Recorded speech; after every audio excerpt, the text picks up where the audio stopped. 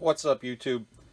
So I've been looking for interior for my Trx4 Bronco for a while. A lot of them that I seen were just, I don't know, they're shallow. They're you gotta either buy a figure that's already molded into it, so it's only like a half of a torso, where you could cut up an action figure that you have. And so I was looking a lot, and I seen that the Defender 110 had an interior that was pretty deep, and I wondered if it would fit. So I ended up buying one. I think there was 30, maybe $40, and does it fit? And the answer is yes. Actually fit really well. Took some customizing and stuff, but really wasn't too bad or too hard to do. So if anybody out there is looking for an interior and wondering, wanting something a little bit deeper where you don't have to cut a guy up or something like that, it's a really good option. So let's get to it and I'll show you. I didn't film myself doing it only because I wasn't sure if it was actually going to work or not.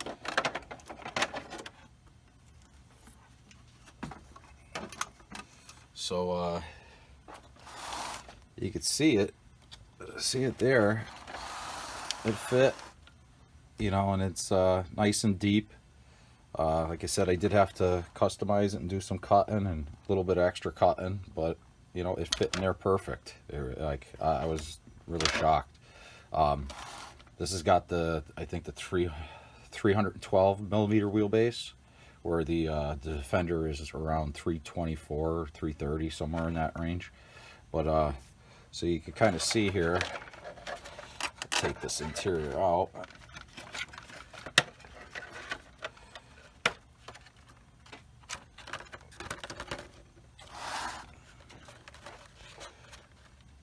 So really what I had to do was, when you buy it, you do have to cut it to put the dash up, and this required, like I said, a little bit more cutting. So I did have to cut out the floor there, so my guy's feet. You can see it there. And so the dash, what I did have to do is, because of the way that they show you to cut it in the instructions. Let me just throw this back on there. So the way that they showed you in the instructions, there's the kind of almost like a little bit of a line in the plastic where you're supposed to do your cutting and stuff. So the dash actually had to get cut in half, and it was actually almost twice the thickness that you see here, from the top to the bottom. There was actually where the oh shit handle here is actually supposed to be recessed into like this little cubby that was you can kind of see it here. So you can kind of see it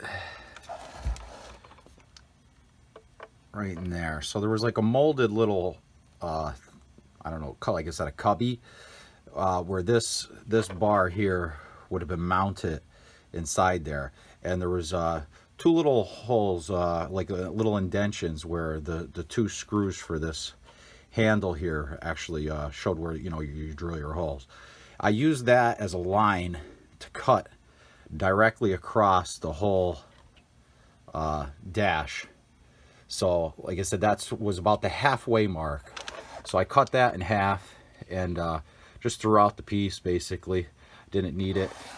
And it was a little bit of careful cutting for the sides here, and just kind of notched it out and used some of the Lexan that I had that was cut off to make a little brace here for the inside, which you can kind of see here. So it's folded up underneath the side here. Apologize if you kind of can't see here, it's a little difficult. So you can kind of see what I did there. And then a little bit of glue, and just did the same thing for the other side. Just so much stuff in the way to kind of show you here. So like I said, you could just kind of see where I cut my line across. And then also there's a line right on the top of the dash that goes across, and that would be your cut line for when you're mounting it into the Defender, because it gets mounted up into the body. It doesn't sit on the chassis like I have it. So I had to you know, leave that extra long, because the way that the Bronco is, you know, it would have been way short. So I did have to leave that long, and you do have to kind of keep in mind that on the you have this bracket here for your windshield wipers. So that really didn't cause me any problems, because that actually pushes down on the Lexan here a little bit, but it doesn't, there's no gap, so you don't see a gap. Kind of measure it, I guess, for you here, so maybe if anybody's doing this, you get a general idea on how long you need to make it. You know, you could always just leave it long and then trim it as necessary. You know, right there is about 1.5 inches.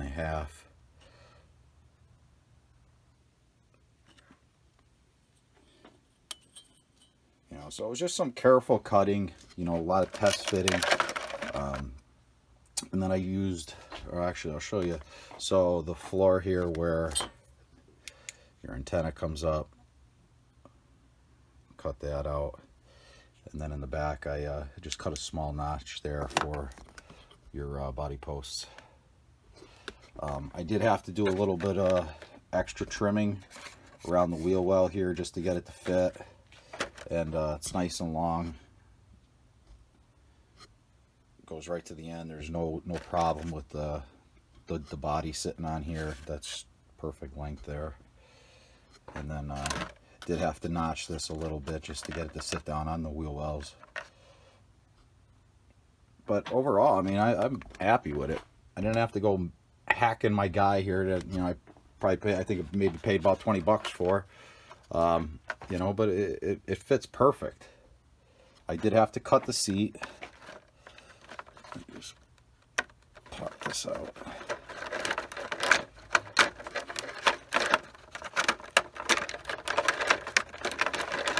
Kind of hard to do this one-handed. There you go. So on the seat, you'll see I did accidentally cut out a little bit too much, you know, but I was able to just kind of glue it back in place. You know, on the side here, you can see where I just cut off the whole side of the seat.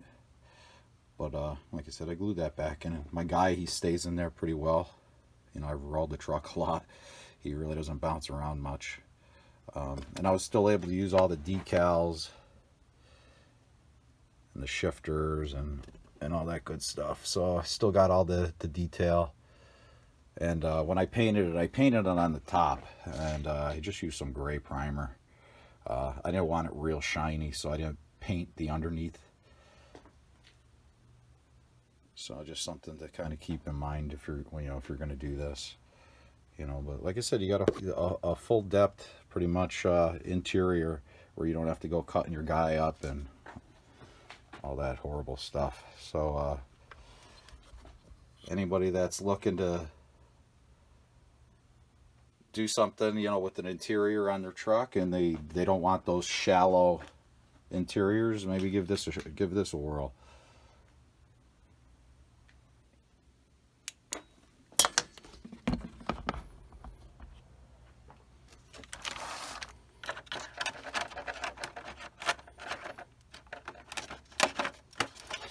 And to secure it on my chassis, you can see I put some Velcro right here. It sits on the top of the battery holder, and put one on each side of the wheel wells in the back, which you could kind of see there. And I have it right on top of the back of where your rock lights would go. It's right on that little cover.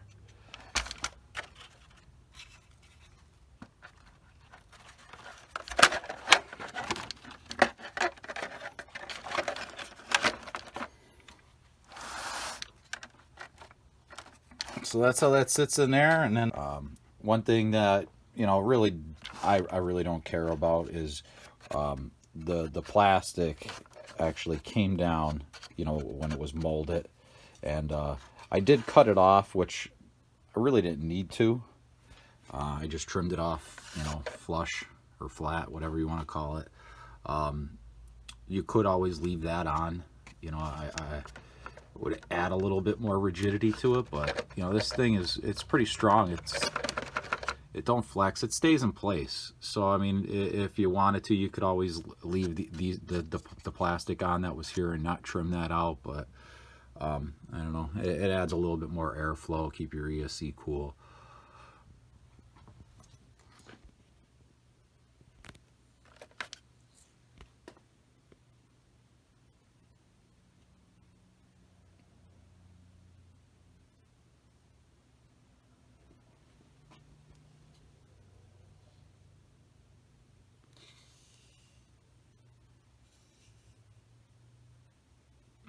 And this way you can kind of see how it sits on there.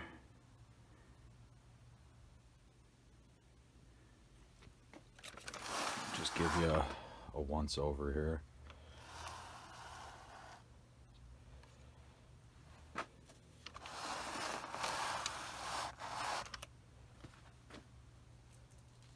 Kind of missed my mark a few times here when I was trying to figure out exactly where the antenna was, but no big deal, nobody sees that.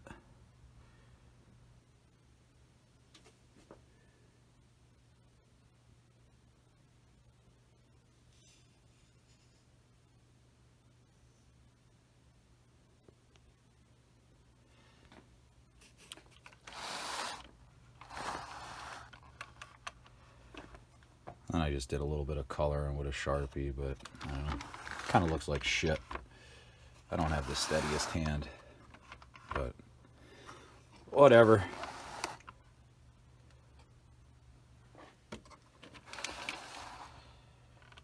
And when I did mount the steering wheel here, the column, I did have to make my own holes because they didn't line up with the original ones. Part of it got cut off when like I said, I trimmed the dash down.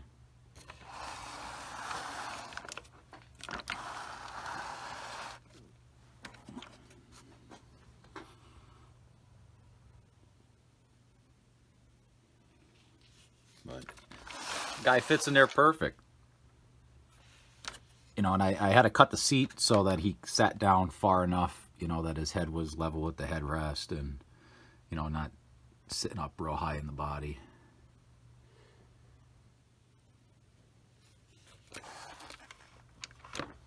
So there you have it.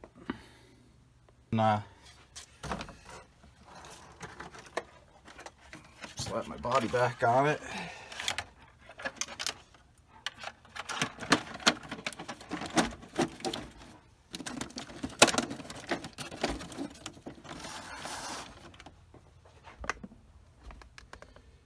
Like I said, there's no gap there in the dash because I left that nice and long. Kind of hard to see in there. I pretty much messed this body up.